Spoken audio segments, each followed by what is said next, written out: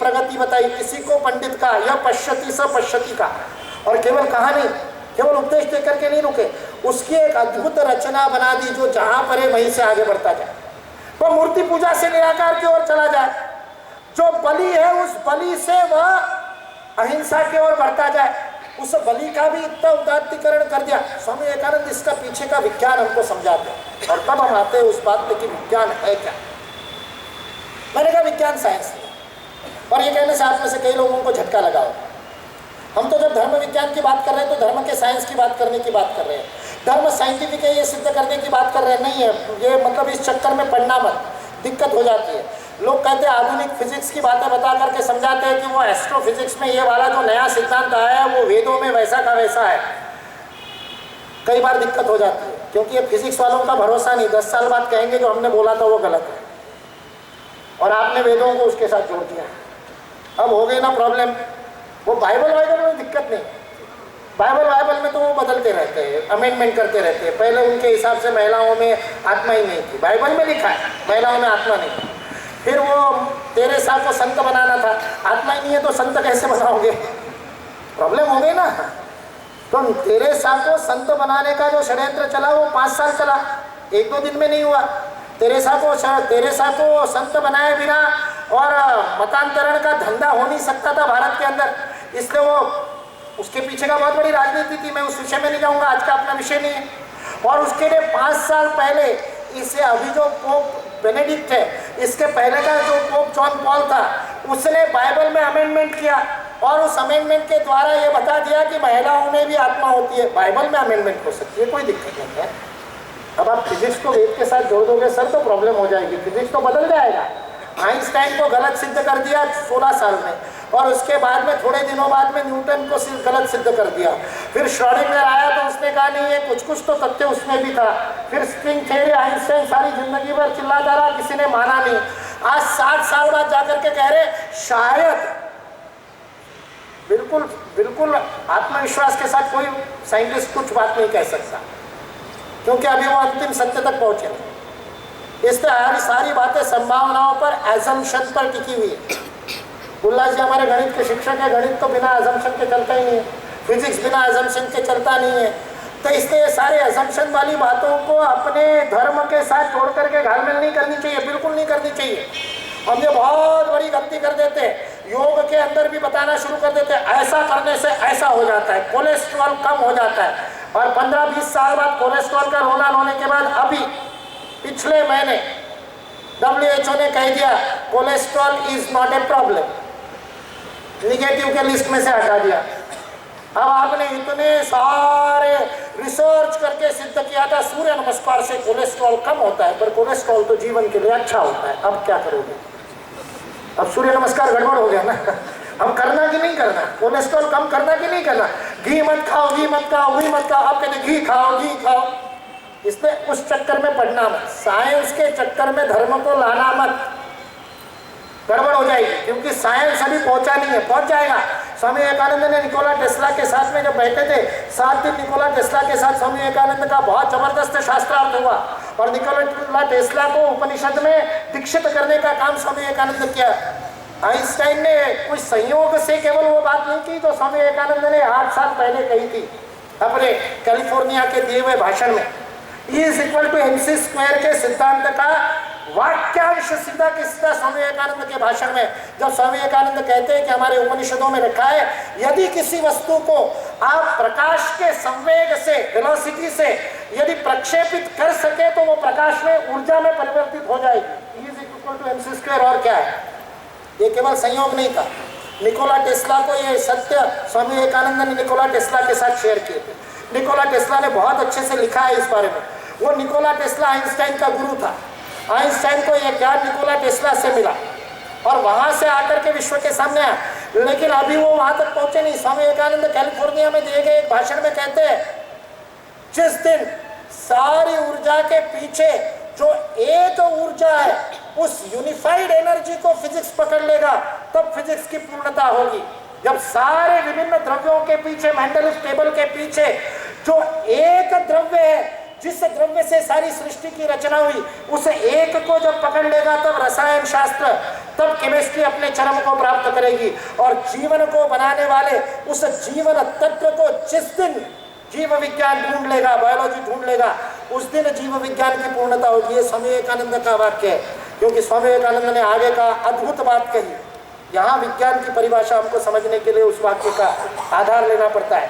स्वामी विवेकानंद कहते हैं, दुनिया में दिखने वाली इस नानात्व के अंदर, इस विविधता के अंदर छिपे हुए एकत्व को जानना, खोजना, समझना, साक्षात्कार करना। अंग्रेजी में उन्होंने शब्द प्रयोग किया रियलाइजेशन। इस विविधता के पीछे छिपे हुए एकत्व का साक्षात्कार, यह स्वामी विवेकानंद की ज्ञान की परिभाषा है। बाहर से बिखरा हुआ, अलग अलग दिखने वाला, विभक्त दिखने वाला, अंदर से एक है, यह समझना ज्ञान है। और उसके उस विभक्ति के बीच में, अलग अलग अद्वितीयता के बीच में छिपे हुए रहस्य को समझना विज्ञान है। विशेषेण ज्ञायति इति विज्ञान, वो विशेष ज्ञान। इसलिए हमारा विज्ञान साइंस भी है। हमारा विज्ञान ये समझना है कि एक बहु कैसे हुआ, ये एक नाना कैसे हुआ, ये एक विविध कैसे हुआ, वो प्रत्येक अपने आप में अद्वितीय कैसे हुआ। ये समझ लोगे तो आचरण में आ जाएगा, और आचरण में आ जाएगा तो एकत्व तक पहुंचोगे। इस बाहरी विविधता में फंसोगे नहीं। स्वामी विवेकानंद ने अंग्रेजी में शब्द उपयोग किया अपरेंट डाइवर्सिटी। ये माया जो बाहर दिख रही है, लोग अनुवाद करते हैं, अपरेंट का भी अनुवाद किया दृश्यमान, और वो दृश्यमान हिंदी में जब पढ़ा तो समझ में नहीं आया। हमने जब स्वाध्याय किया तो लोगों ने कहा दृश्यमान क्या है, समझ में नहीं आया। और इंजीनियरिंग कॉलेज के IIT चेन्नई में स्वाध्याय कर रहे थे, अंग्रेजी पढ़ा, उन्होंने तमिल पढ़ा, हिंदी पढ़ा, लेकिन अपरेंट क्यों कह रहे इस विविधता को समझ में नहीं आया। बहुत सारी चर्चा हुई। जब प्रवास में मैं चेन्नई पहुंचा, ईमेल पे बात होती रहती थी। उन विद्यार्थियों में से एक ने पूछा, अरे ये अपरेंट का अर्थ क्या है, और मेरे मुंह से निकल गया माया, और सबके समझ में आ गया। भारत में माया समझ में आ जाती है, दृश्यमान समझ में नहीं आता, अपरेंट समझ में नहीं आता। भारत के एक किसान के सामने भी माया बोल दो, उसको समझ, हाँ माया है, सब माया है।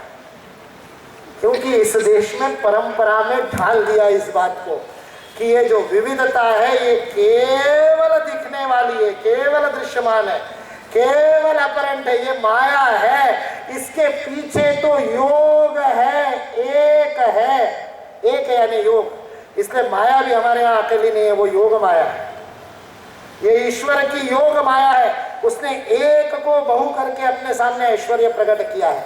इसलिए धर्म का विज्ञान यानी विविधता को समझना, इस ढंग से समझना ताकि उसके अंदर के छिपे हुए एक को पहचाना जा सके, ये धर्म विज्ञान है। अब ये कैसे हमने ढाल दिया, हर छोटी छोटी बात में ढाल दिया।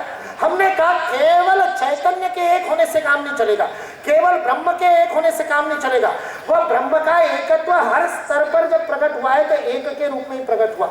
इसलिए हमारे ऋषियों ने प्रत्येक विभक्त के अंदर के एक को ढूंढ निकाला, हर स्तर पे, मन के स्तर पे ढूंढ निकाला कि मन भिन्न भिन्न रूप से कभी चलता होगा तो भी समुदाय का मन होता है, सामूहिक मन होता है, कलेक्टिव कॉन्शियसनेस। अब साइकोलॉजी उसकी बात करने लगी। अब उनको थोड़ा थोड़ा समझ में आने लगा है कि ये सारा मिलकर के पूरी मानवता का एक मन काम कर रहा है। इसलिए हमारे ऋषि ने कहा संगच्छत्वम संवदत्वम संवो मनासि जानताम, सारा सम सम कहा है। समानो मंत्र समिति समानी, सब समान, साफ जगह पर समान की बात की। हम सबका मंत्र समान हो, हमारी आकृति समान हो, दृष्टि समान हो, हमारी सभा समान हो, हमारी समिति समान हो। लेकिन ऋषि की अद्भुत मनीषा देखिए, अंदर से जब सत्य प्रकट होता है तब एक एक शब्द में सत्य प्रकट होता है। ये सारा समान कहने वाला ऋषि उस संगठन सूक्त में चित्त की बात करते समय समान विशेषण का प्रयोग नहीं कर रहा है। चित्त की बात करते समय कह रहा है सहचित्तमेषाम, चित्त हमारा सहयोगी बने, समान नहीं बन सकता, लेकिन उस समष्टि के चित्त के साथ सहयोग करने वाला बन जाएगा तो सहचित्त हो जाएगा, और सहचित्त हो जाएगा तो बाकी सारी विशेष विविधता मिट जाएगी और समानता आ जाएगी। अब इस बात को हमने ढाल दिया छोटी छोटी परंपराओं में। किसी भी जगह जाइए भारत में, मैं पूरे भारत में घूमता हूँ, मेरा सौभाग्य है, साल में 2 बार भारत की परिक्रमा हो जाती है, बड़ी पुण्य से ऐसा अवसर मिलता है। इस भारत माँ का साक्षात दर्शन करना, जो साक्षात चैतन्य स्वरूपा है, जिसके कण कण में वो दैवी चैतन्य की अनुभूति होती है, उस भारत माता का साल में 2 बार परिक्रमा करने का अवसर, ऐसा सौभाग्य मुझे मिला है। और इस कारण से मैं गाँव-गाँव में जाकर के सुदूर भारत में अलग अलग प्रकार से एक ही परंपरा को अभिव्यक्त होता हुआ देखता हूँ। हमारे यहाँ कोई उत्सव हो गाँव का, आप जगन्नाथ की रथ यात्रा का उदाहरण ले लीजिए, या इस साल में केदारनाथ के बाबा के जब पट खुले तब 9 मई 2016 को बाबा के साथ में ऊपर चढ़ करके गया था केदारनाथ में, तो वहां की परंपराएं देख लीजिए। समाज के प्रत्येक वर्ग का प्रतिनिधित्व हुए बिना हमारा कोई उत्सव पूर्ण नहीं होता। उस उत्सव में सबकी भागीदारी, सभी जातियों की, सभी वर्गों की, सभी लिंग भेद के सिवा सभी प्रकार के लोगों की, राजा से लेकर गांव के सामान्य किसान तक, प्रत्येक के सहभाग के बिना जगन्नाथ की रथ यात्रा का रथ चल नहीं सकता। इस देश के प्रत्येक उत्सव की परंपरा है, भेदों के परे जाने वाली है संस्कृति। जब हम ये धर्म का विज्ञान भूल गए तब हमारे अंदर जाति भेद आए। इसलिए स्वामी विवेकानंद भारत में आते ही उनकी भाषा बदल जाती है। जब वो केरल में जाते हैं तो प्रताड़ित करते हैं। प्रत्येक कण कण में ईश्वर को देखने वाले, पशु की पूजा करने वाले, पशु को ईश्वर का वाहन समझ करके प्रत्येक पशु की पूजा करने वाले, ये तुम्हारा धर्म रसोई घर में कैसे जाकर के डूब गया, और मुझे ना छुओ, इस प्रकार की कायरता कैसे आ गई। इसलिए स्वामी विवेकानंद कहते हैं अस्पृश्यता हिंदुओं को स्वीकार हो नहीं सकती, क्योंकि ये ईश्वर के एकत्व के सिद्धांत के विपरीत है। इसलिए जब हमने धर्म का विज्ञान भूल गए तब हमारा समाज बना, तब हमारे पर के आक्रमण हुए, तब भारत का पतन हुआ। जब धर्म का विज्ञान जागृत हुआ, जब धर्म का विज्ञान आचरण में आया, जब धर्म का विज्ञान परंपरा में ढला, और कुल धर्म के रूप में, कुल की परंपरा के रूप में, कुलाचार के रूप में, वर्ण व्यवस्था के रूप में और अनेक आश्रम व्यवस्था के रूप में हमने हमारे इस धर्म के विज्ञान को जीवंत रखा, जो सबके अंदर के एकत्व को पहचानने की दृष्टि देने वाला विज्ञान था, विविधता के अंदर छिपे हुए एकत्व की दृष्टि देने वाला विज्ञान था। हर छोटी छोटी परंपरा में उसको हमने जागृत रखा था। बिना अतिथि को भोजन कराए भोजन न करना, ऋण व्यवस्था, कहीं पर त्रिऋण की बात की, कुछ शास्त्रों में पंचऋणों की, पंचमहाऋणों की बात की। लोग क्या करते हैं, अनुवाद करते हैं, फिर अनुवाद का अनुवाद करते हैं। तो ऋण का पहले गलत अनुवाद किया, किसी बेचारे संस्कृत न जानने वाले ने किसी संस्कृत वाले को पूछा होगा ऋण क्या है, और उस दिन वो बेचारा किसी व्यापारी से मिल करके आया होगा, तो उसने ऋण का वो अर्थ समझा दिया कर्जा, तो डेट। तो फिर वो मैक्स मुल्लर ने पंचमहायज्ञ की संकल्पना को टू रीपे द डेट, किसी की डेट को, किसी के कर्ज को वापस देना। तो पितृ ऋण है, तो पिता का कर्ज है, पिता के कारण मैं पैदा हुआ, वो नहीं होते माता पिता तो मेरे को शरीर भी धारण नहीं होता, इसलिए उनके ऋण को देना है। अगर ऋण को कर्जा समझते हो तो फिर फेडोगे कैसे? माता पिता को आप कुछ दे सकते हो क्या? माँ को आप क्या दे सकते हो? पिता को आप क्या दे सकते हो? एक बड़ी सुंदर कथा, सत्य घटना किसी ने अपने खुद के मन की लिखी थी। उसके पिता बचपन में ही मर गए, माँ ने उसको पाल पोस करके बड़ा किया, न जाने कितने घरों में काम करके, कहीं रोटी बेल करके, कहीं पर बर्तन मांज करके, और उस बच्चे को बहुत सिखाया। वो बड़ा हो गया, डॉक्टर बन गया, अभी शादी नहीं हुई थी। एक दिन मन में विचार आया कि माँ ने इतना कुछ सह करके मुझे बड़ा किया, मेरे ऊपर माँ का बहुत कर्जा है, कितना खर्चा माँ ने मेरे ऊपर किया होगा और कितने परिश्रम से किया होगा। माँ को जाकर के कहने लगा, माँ तुम्हारा कर्जा वापस करना चाहता हूँ, ऋण से उऋण होना चाहता हूँ, ऋण को वापस देना चाहता हूँ, टू पे बैक द डेट। हिसाब करके बता दो बचपन से मेरे ऊपर कितना खर्च किया। माँ ने कहा, बेटा मैं अनपढ़ हूँ, तुम्हारी जैसा कंप्यूटर नहीं जानती, हिसाब में समय लगेगा। रात को जब बच्चा गहरी नींद में सोया था, डॉक्टर बेटा, तब माँ गई उसके कक्ष में और उसके बिस्तर के ऊपर उसके शरीर के चारों ओर शुद्ध जल, एक्वागार्ड का, आरओ का जल, खराब है, और वह जल उसके बिस्तर में उसके पैर से लेकर सिर तक चारों तरफ डालना शुरू किया। जैसे गद्दा गीला हुआ, पैरों में गीला लगा, बेटे ने पैर सिकुड़ लिए, पास में लिया, माँ पानी डालती रही, वो और सिकुड़ता गया।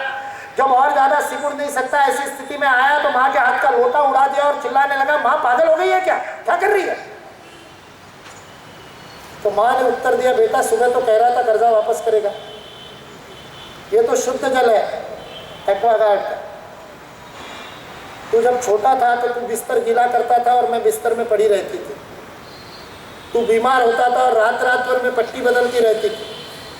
माँ का कर्जा वापस करेगा। बेटे को समझ में आया माँ का कर्जा वापस नहीं होता, जाकर के माँ के पैर छोड़े, माँ से क्षमा मांगी। तो फिर पितृऋण मातृऋण से मुक्त कैसे होंगे? माँ को वापस तो कुछ दे नहीं सकते।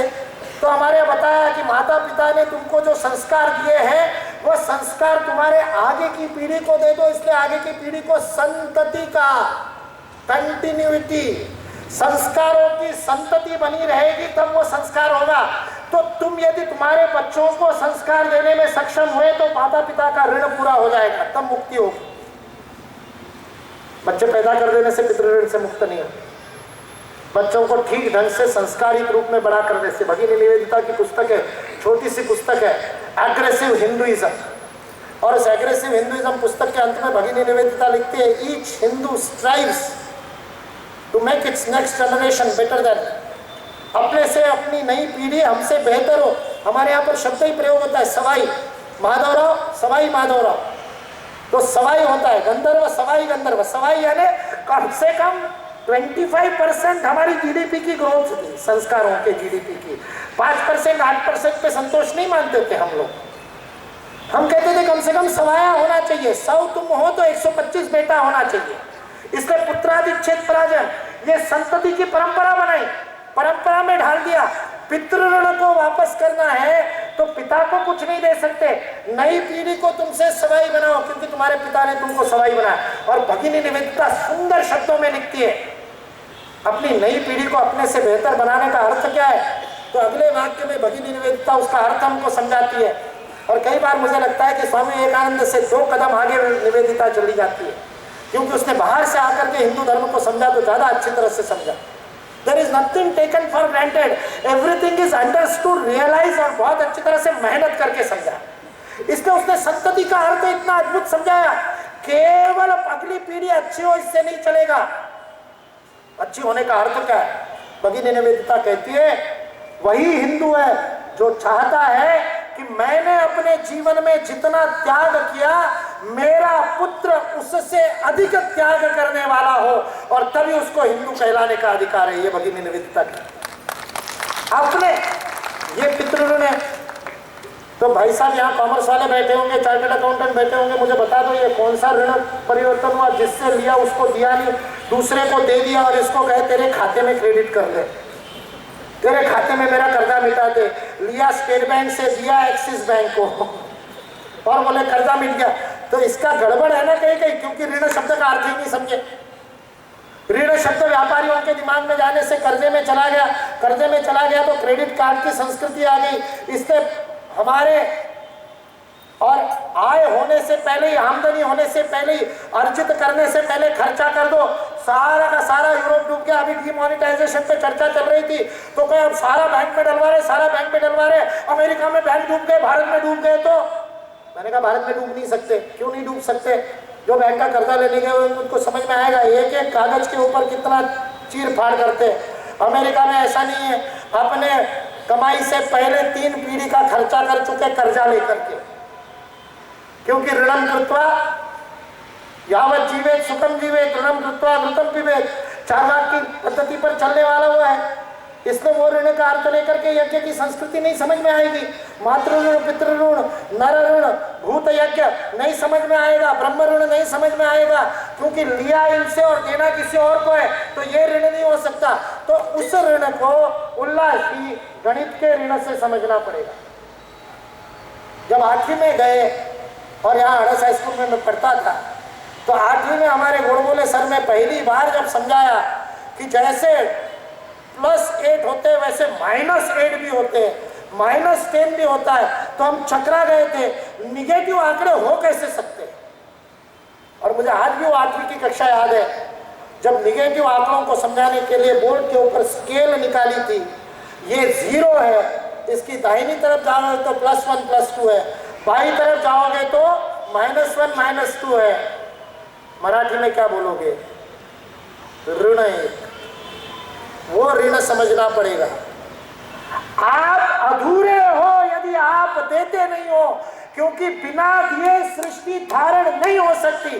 धारणा त्यागेन एकेन अमृतत्व मानुषु वेद कह करके, केवल त्याग से ही धर्म का पालन हो सकता है। इसलिए कहा प्रत्येक जगह पर त्याग करो, क्योंकि त्याग नहीं करोगे तो अपूर्ण रह जाओगे। इसलिए ऋण यानी अपूर्णता है, पितृ ऋण यानी तुम्हारे अंदर पितृत्व की अपूर्णता है जब तक नई पीढ़ी को संस्कार नहीं दो। तो हमको बड़ा हमारे साथ में बड़ी विवंचना होती, क्योंकि हमने तो गेरुआ भी नहीं पहना स्वामी जी आपके जैसा, और विवाह भी नहीं किया, गृहस्थाश्रम में भी नहीं गए, तो लोग बड़े हमको बड़े परेशान करते, और शास्त्र वाले लोग बड़े परेशान करते। शास्त्र में और आश्रम धर्म की व्यवस्था है। तो मेरे साथ एक बार काशी में बड़ा शास्त्रार्थ हुआ, और उसने कहा तुम तो निराश्रमी, तुम्हारा आश्रम कौन सा है बताओ, तुम्हारा कोई आश्रम ही नहीं, तुमने ब्रह्मचर्य पूरा कर लिया लेकिन गृहस्थ में नहीं गए, और उसके बाद वानप्रस्थ और संन्यास छोड़ दिया, और तुमने बिना ड्रेस के हो, तुम तो विदाउट ड्रेस सिपाही की कोई मान्यता नहीं होती। ड्रेस वाला हो तो डंडा नहीं भी हाथ में हो तो बिसल से ही मान जाते हैं लोग। तो हमारे देशों की बड़ी समस्या होती है, तुम्हारा आश्रम कौन सा, किस आश्रम में हो, और आश्रम में नहीं हो तो हिंदू नहीं हो, तुम्हारा पितृ ऋण पूरा कैसे होगा, और पितृ ऋण पूरा नहीं होगा तो मुक्ति नहीं होगी। मैंने कहा समझो तो भाई, ये ऋणता बच्चे को पैदा करने की ऋणता नहीं है, अगली पीढ़ी को संस्कार देने की ऋणता है, जिस ऋण से उर्ण होना है ताकि वो प्लस में आ जाए। इसलिए जितना मैं जीवन में पाऊं उससे अधिक देने की कोशिश करूं। ऐसा जो करता है वो हिंदू है, जो देता नहीं वो हिंदू नहीं, जो त्याग नहीं करता वो हिंदू नहीं। ये धर्म को इतना सहजता से ला करके खड़ा कर दिया, कहीं पर चिंता ही नहीं। ये विज्ञान है, सारी सृष्टि की विविधता के परे जाना है, त्याग करो जीवन में जितना दे सकते हो। तो मैंने कहा मेरे माँ पिताजी ने डंडे मार मार करके क्रिकेट की बैट से भी पिटाई खाई है मैंने, नहीं पिताजी बता रहा हूँ, डंडे खा करके जो हमको गढ़ा है, जो संस्कार दिए, पिछले 26 वर्ष प्रचारक जीवन में लाखों लोगों तक वो संस्कार पहुंचाने का काम मैंने कर दिया। तो बिना विवाह के, बिना बच्चे पैदा किए मेरा पितृ ऋण से उर्ण हो गया कि नहीं हो गया बताइए। इसलिए संकल्पना को समझना पड़ेगा, आज के अनुकूल समझ करके उसको जीवन में उतारना पड़ेगा। छोटे छोटे में धर्म का ये विज्ञान हमने डाल दिया, ये एकत्व का विज्ञान डाल दिया। इसमें समस्या नहीं है, हमारे बड़ा रहस्य बना देते, बड़ी चर्चा होती है।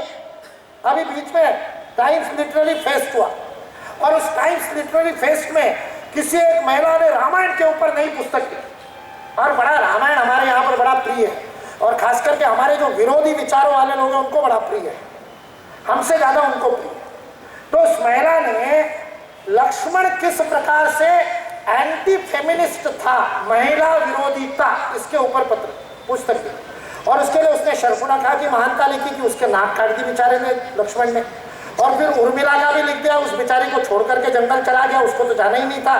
तो उसने अपनी पत्नी पर भी अत्याचार किया, रावण की बहन पर भी अत्याचार किया। इसमें लक्ष्मण से बड़ा स्त्री विरोधी कैरेक्टर कोई नहीं है पूरे विश्व के इतिहास में। इसके ऊपर पुस्तक लिख दी। हमारे कार्यकर्ता वहाँ मंच पे सामने बैठे थे, मैं तो था नहीं दिल्ली में, वहाँ से वो मेरे को व्हाट्सअप कर रहा है, ट्विटर कर रहा है, भैया मेरे को विरोध करना है, कैसे करूँ। मैं बेचारा किसी काम में था तो देखा ही नहीं, रात को देखा उसका मैसेज। मैंने कहा काहे विरोध करता है ऐसे मूर्खों को, खड़े होकर के धन्यवाद दे देता। बोले धन्यवाद। मैंने कहा हाँ, उनको कह देता अभी तक तो आप रामायण को कहते थे काल्पनिक है, अब भले ही लक्ष्मण को गाली देने के लिए आपने रामायण को सत्य तो स्वीकार कर दिया, हमारा राम जन्मभूमि आंदोलन सार्थक हो गया। कम्युनिस्टों की ऐसी तैसी, उनकी भाषा में जवाब दो, काय को सिद्ध करो। अरे हम कोई ऐसा इस्लाम या ईसाई धर्म को मानने वाले थोड़ी है कि जो हमारे पैगंबर की गलती नहीं ढूंढ सकते। हम तो हिंदू है, भली सभा में राम की गलती बता सकते हैं, यही तो हमारी ताकत है, यही तो हिंदुओं का स्वातंत्र है। और उसके बाद भी हमारा राम हमको नहीं छोड़ता है। माखन चोर कहते हो फिर भी प्रसन्न होता है भाई, चोर करके भजन करते हो, सारा गुजरात माखन चोर करके नाचता है। मैंने कहा भाइयों